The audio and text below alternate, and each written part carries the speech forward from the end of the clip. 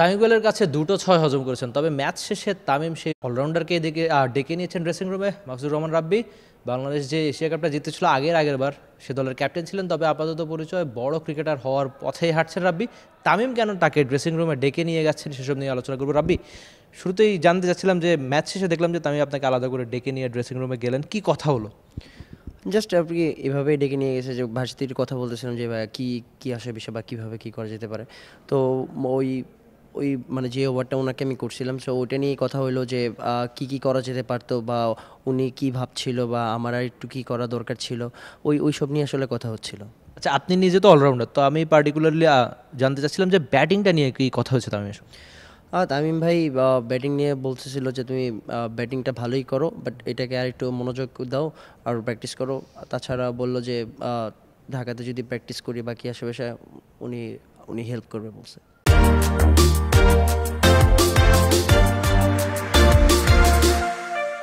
আচ্ছা, এর আগে পরে দেখেছি আপনি অনেক যারা আপনার চেয়ে সিনিয়র তাদের সঙ্গে কাজ করেছেন, খুব সম্ভবত মিরপুর আপনি মিরাজের সঙ্গে কাজ করেছেন, আজকে তো তামিমের সঙ্গে আপনার কথা হলো। তো এটা কতটা বিশেষ আসলে যে সিনিয়র ক্রিকেটাররা আপনাদের সঙ্গে এসে কথা বলছে, আলাপ করছে, অনেক কিছু শেখার আছে তাদের কাছ থেকে?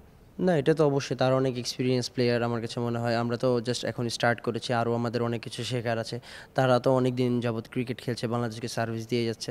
তো আমার কাছে মনে হয় যে ওনাদের কাছ থেকে অনেক কিছু শেখার আছে, অনেক ছোট ছোট বা বড় বড় ছোট ছোট জিনিসগুলো তো আসলে অনেক ইম্পর্টেন্ট। সো এই জিনিসগুলো আসলে তারা যদি শেয়ার করে, ওই জিনিসগুলো হয়তো বা আমাদের পারফরমেন্স বা আমাদের ক্রিকেট ক্যারিয়ার অনেক বড় একটা ইম্প্যাক্ট ফেলাতে পারে আর কি। আর এনসিএলটা কীভাবে দেখছেন? বিপিএলের আগে একটা বড় টুর্নামেন্ট, সব ধরনের ক্রিকেটার খেলছে, তামিমের মতো সিনিয়র, আপনাদের মতো উঠতি কিংবা সদ্য যারা আন্ডার-19 এশিয়া কাপটা জিতেছে তাদের মতো অনেক ক্রিকেটার রয়েছে, তো আপনি ওভারঅল এনসিএলটাকে কীভাবে দেখছেন?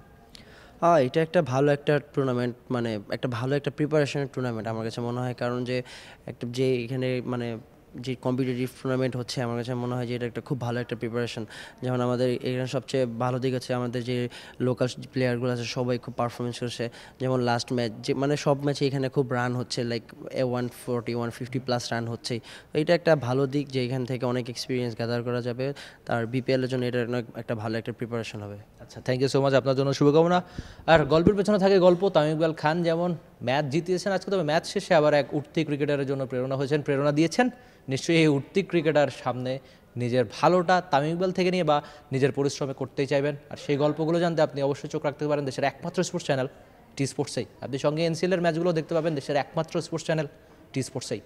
Rifat Emil, T sports, Sylhet. For more updates, subscribe to our YouTube channel and click on the bell icon.